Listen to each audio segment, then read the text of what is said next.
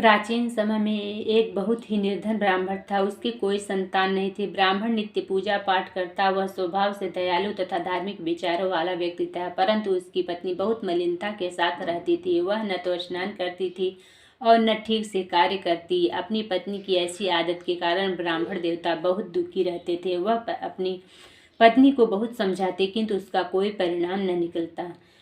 भगवान की कृपा से ब्राह्मण की स्त्री के कन्या उत्पन्न हुई। वह कन्या ब्राह्मण के घर में बड़ी होने लगी। वह बालिका प्रातः काल ही स्नान करके भगवान विष्णु का जप करती, बृहस्पतिवार का व्रत भी करने लगी। पूजा पाठ समाप्त कर पाठशाला जाती तो अपनी मुट्ठी में जौ भर के ले जाती और पाठशाला जाने के रास्ते में डालती जाती। भगवान बृहस्पति देव की कृपा से वही जौ स्वर्ण के हो जाते तो लौटते समय उनको बिनकर घर ले आती। एक दिन वह बालिका सूप में उन सोने के जौ को फटक कर साफ कर रही थी।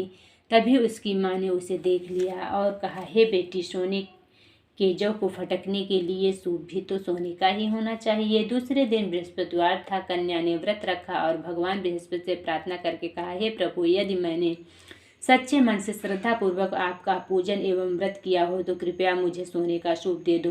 बृहस्पति देव ने उसकी प्रार्थना स्वीकार कर ली। नित्य की भांति वह कन्या जौ फैलाती हुई पाठशाला चली गई। पाठशाला से लौटकर जब वह जौ बिन रही थी तो बृहस्पति भगवान की कृपा से उसे सोने का सूप प्राप्त हुआ। उस सोने के सूप को वह घर ले आई और उससे जौ साफ करने लगी, परंतु उसकी माँ का आचरण वैसा ही रहा।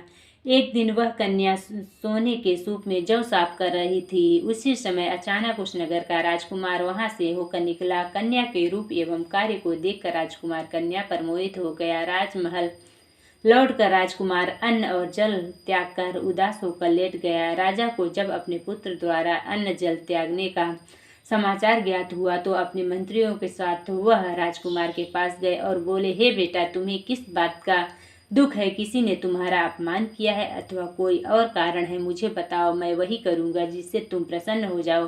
राजकुमार ने अपने पिता की बातें सुनी तो वह बोला, आपकी कृपा से मुझे किसी प्रकार का कष्ट नहीं है। किसी ने मेरा अपमान भी नहीं किया है, परंतु मैं उस कन्या के साथ विवाह करना चाहता हूँ जो सोने के सूप में जौ फटक रही थी। यह सुनकर राजा आश्चर्य में पड़ गया और बोला, हे राजकुमार, इस तरह की कन्या का पता तुम लगाओ, मैं तुम्हारा विवाह उसके साथ अवश्य ही करवा दूंगा।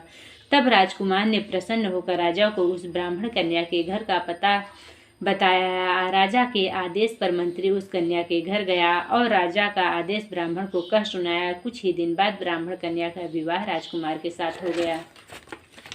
घर से कन्या के विदा होते ही उस ब्राह्मण के घर में पहले की तरह निर्धनता वास करने लगी। अब भोजन के लिए अनाज भी बड़ी मुश्किल से मिलता था। एक दिन दुखी होकर ब्राह्मण देवता अपनी बेटी से मिलने गए। बेटी पिता की ऐसी अवस्था को देखकर अत्यंत दुखी हुए और उसने अपनी माँ का समाचार पूछा। ब्राह्मण ने पुत्री को सभी हाल कह सुनाया। पुत्री ने अपने पिता को बहुत सा धन देकर विदा कर दिया। इस प्रकार ब्राह्मण का कुछ समय सुखपूर्वक व्यतीत हुआ, लेकिन धन समाप्त होने के बाद स्थिति पहले की तरह हो गई। ब्राह्मण फिर अपनी पुत्री के यहाँ गया और उससे सभी हाल कह सुनाया। पुत्री बोली, हे पिताजी, आप अपने साथ माताजी को यहाँ ले आओ, मैं उन्हें वह विधि बता दूंगी जिससे दरिद्रता दूर हो जाए। ब्राह्मण देवता अपनी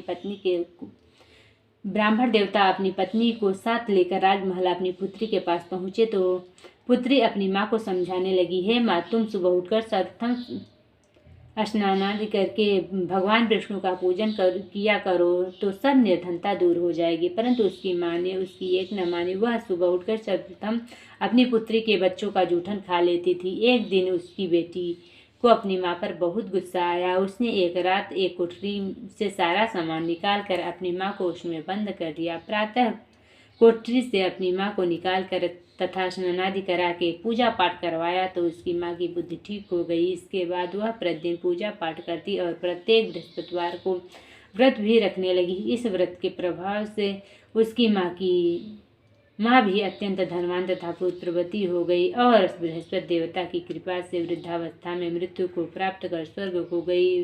वह ब्राह्मण भी सुखपूर्वक इस लोक का सुख भोग कर स्वर्ग को प्राप्त हुआ। इस प्रकार कहानी कहकर साधु देवता वहां से अंतर्ध्यान हो गए। बोलो विष्णु भगवान की जय।